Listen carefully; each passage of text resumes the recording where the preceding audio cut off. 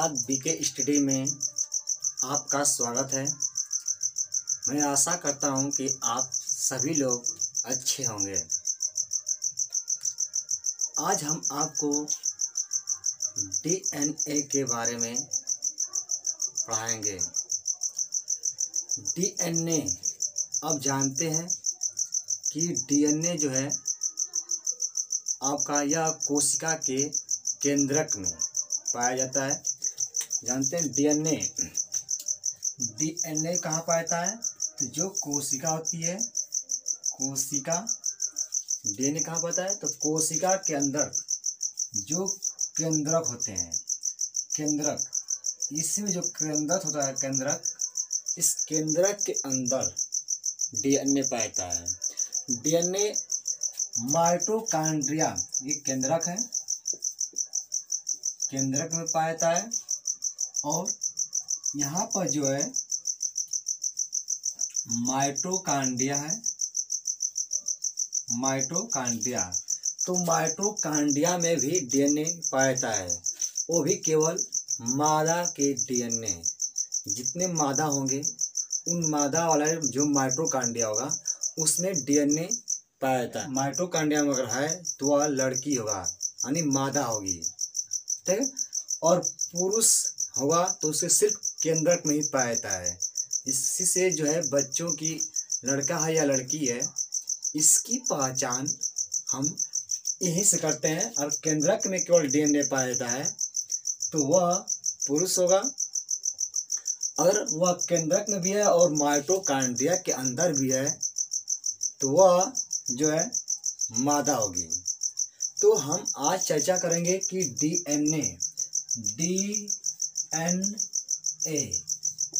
DNA क्या है। तो कि जो जीव होते हैं, जीवन की जो सबसे मौलिक इकाई होती है, छोटी इकाई, वो कोशिका होती है। और कोशिका के अंदर ही जीवन की सभी प्रक्रियाएं उपस्थित होती हैं। जो सूचना होती है, सूचना वाहक होता है न्यूक्लिक अम्ल। न्यूक्लिक अम्ल जो है इसी केंद्रक के अंदर पाया जाता है। जो न्यूक्लिक अम्ल होता है इसी केंद्रक के अंदर पाया जाता है। और न्यूक्लिक अम्ल जो होता है, देखिए छोटे छोटे न्यूक्लिक अम्ल है, ये छोटा छोटा जो है न्यूक्लिक अम्ल है, ठीक है। न्यूक्लिक अम्ल की अगर एक हिस्सा देखा जाए किससे, जो न्यूक्लिक अम्ल है ये वाला, ये देखा जाए यह किससे मिलकर बना है, तो न्यूक्लिक अम्ल जो है न्यूक्लियोटाइड से मिलकर बना होता है। न्यूक्लियोटाइड से मिलकर बना होता है।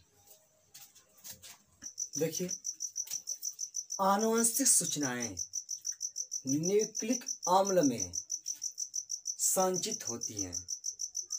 न्यूक्लिक अम्ल की सबसे छोटी इकाई न्यूक्लियोटाइड होता है। बताए ना कि जो न्यूक्लिक अम्ल होते हैं, न्यूक्लिक अम्ल ऐसे छोटे छोटे बने होते हैं। यानी न्यूक्लिक अम्ल है जो बृहद अणु होता है, बहुत छोटे छोटे अणुओं से मिलकर बना होता है।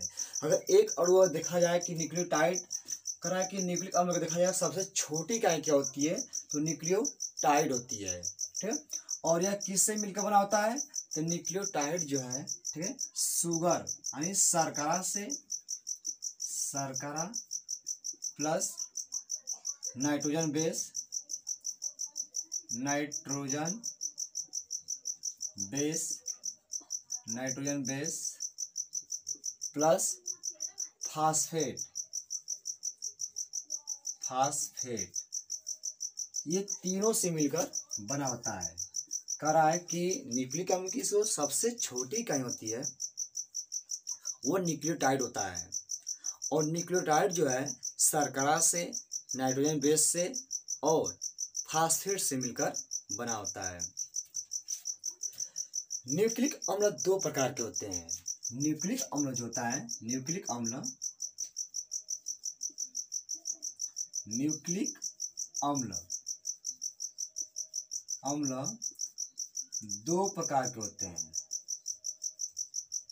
दो प्रकार के होते हैं।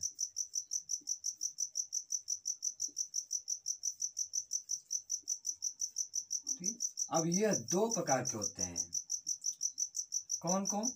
डीएनए,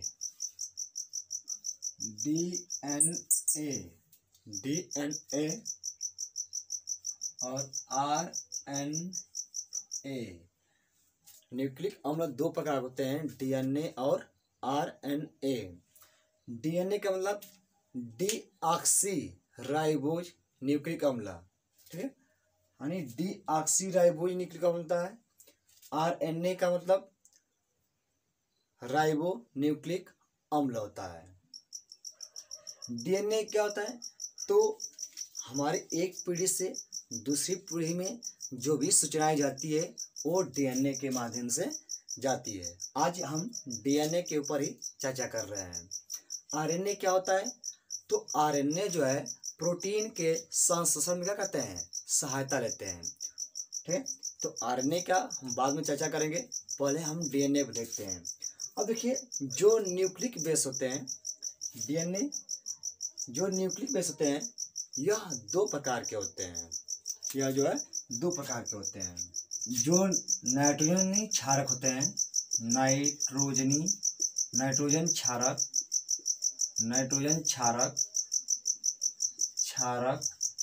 दो प्रकार के होते हैं, ठीक है। कौन कौन? प्यूरिन,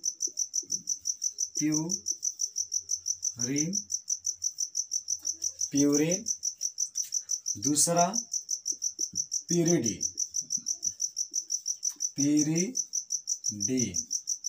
दूसरा जो होता है pyridine होता है। प्यूरिन में कौन कौन से क्षारक आ जाएंगे आपका?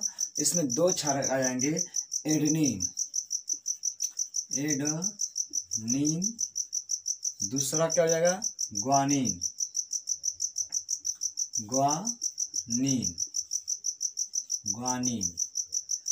इसमें क्या जाएगा? थायमीन,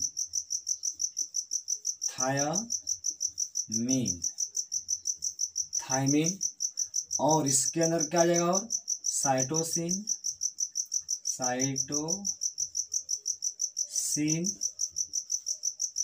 साइटोसिन, और तीसरा क्या जाएगा? यूरेसिल।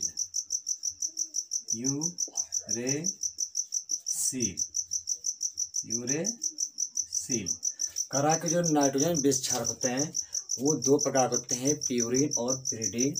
प्यूरिन के अंदर, इसके अंदर जो है दो लोग आ जाते हैं, एडेनिन क्षारक, ग्वानिन क्षारक, जबकि pyridine में तीन क्षारक आते हैं, थायमीन, साइटोसिन और यूरेसिल। अब देखते हैं जो नाइट्रोजन क्षारक होते हैं वो डीएनए में और आरएनए में कौन कौन से पाए जाते हैं। तो डीएनए और आरएनए में देखते हैं। तो डीएनए और आरएनए,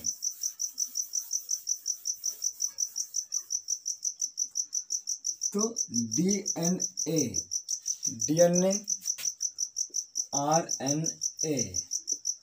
डीएनए और आरएनए, तो डीएनए में, ठीक है, तो इसमें आज आपका कैग याद कीजिएगा, कैग, CAG,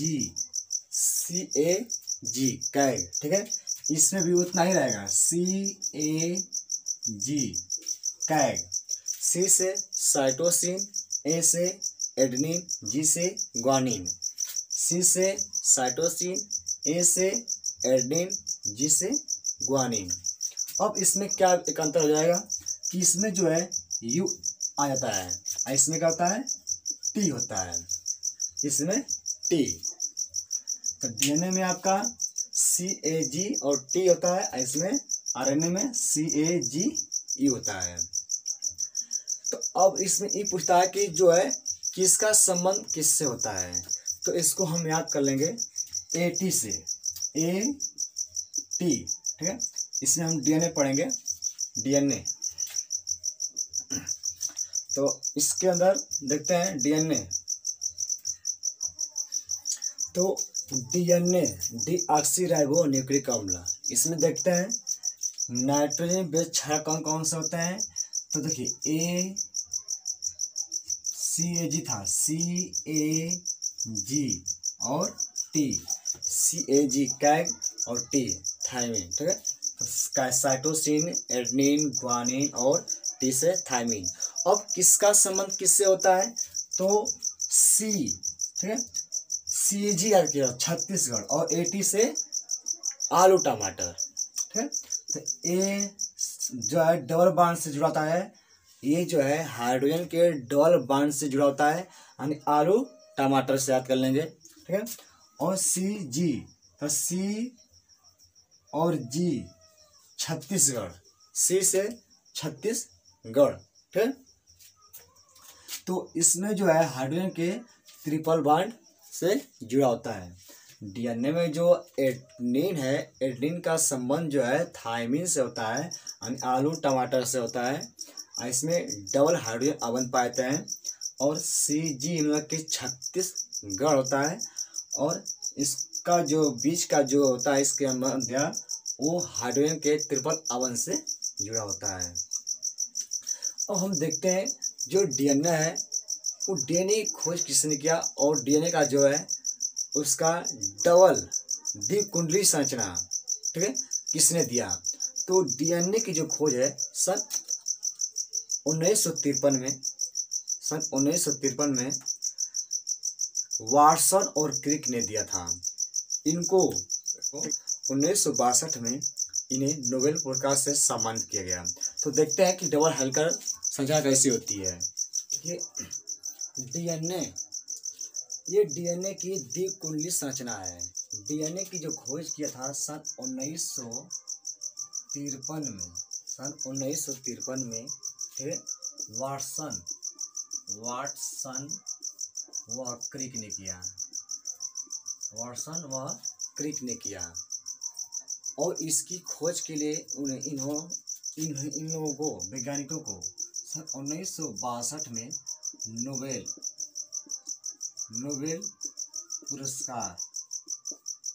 पुरस्कार दिया गया था। तो ये है द्विकुंडली संरचना, यानी दो स्टैंडों पर ऐसे कसा हुआ, दो स्टैंड पर जिसे दो सर्फ लिपट जाते हैं आपस में, वैसा ही इनकी संरचना होती है। ये है द्विकुंडली की हेलिकल संरचना जो है ऐसे आपका। इसमें देखिए ये शुगर से और फास्फेट से, ऑक्सीजन से, नाइट्रोजन से और कार्बन से ये मिलकर बने होते हैं। देखिए दो कुंडली होती है, इनका जो व्यास होता है कि व्यास कितने स्थान से घूमते हैं, तो इनके जो बीच की दूरी होती है 2 नैनोमीटर होता है, 2 नैनोमीटर होता है इनका जो व्यास था। कुंडली का घूमने का जितना व्यास है, ये वाला ऐसा दिखाई दे रहा है, ये वाला, ये 2 नैनोमीटर होता है, 2 नैनोमीटर। और इसका जो एक चक्कर का जो होता है, यहाँ से एक चक्कर ऐसे घूमेगा, तो यहाँ से और यहाँ से जो एक बार ऐसे पूरा घूम जाता है, उसकी जो बीच की दूरी होती है 3.4 नैनोमीटर होता है। और कार्बन जो यहाँ पर, अगर कार्बन 3 होता है यहाँ पर, तो यहाँ पर क्या होगा, इसका जो है कार्बन 5 होगा, कार्बन 5 होता है, ठीक है। और इधर कार्बन 5 है, तो यहाँ क्या हो जाएगा, कार्बन 3 होगा, ये वाला होता है, कार्बन 3 होता है।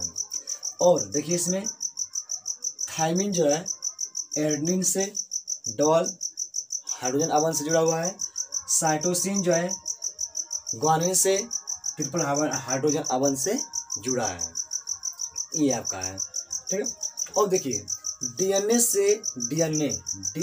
से जो है डीएनए बनने की प्रक्रिया को हम रिफ्लेक्शन कहते हैं। इसके डीएनए से डीएनए बनने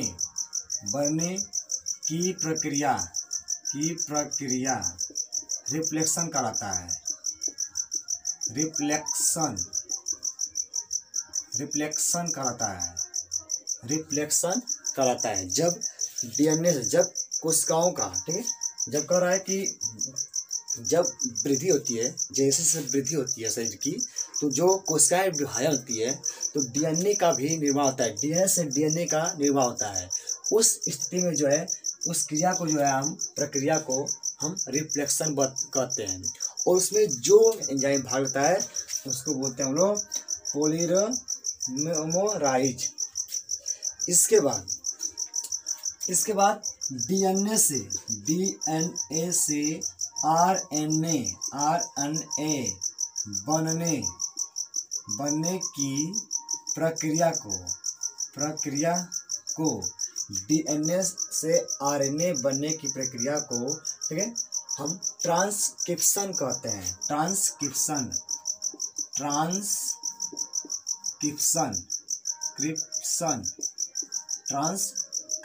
कहते हैं। ट्रांसक्रिप्शन कहते हैं। कहा कि डीएनए से आरएनए बनने की प्रक्रिया को हम लोग ट्रांसक्रिप्शन कहते हैं। और इसमें जो एंजाइम भाग लेता है, उसे हम ट्रांसक्रिप्टेज कहते हैं। ट्रांसक्रिप्टेज कहते हैं। कहा कि आरएनए बनने में जो एंजाइम भाग रहता है उसको हम ट्रांसक्रिप्टेज कहते हैं, जिसके माध्यम से क्या होता है, डीएनए से आरएनए का निर्माण होता है। तो मैं आशा करता हूँ ये वीडियो बहुत आपको अच्छी लगी होगी। अगर अच्छी लगी ये वीडियो तो हमारे वीडियो को शेयर करें और अधिक से अधिक लाइक करें। धन्यवाद।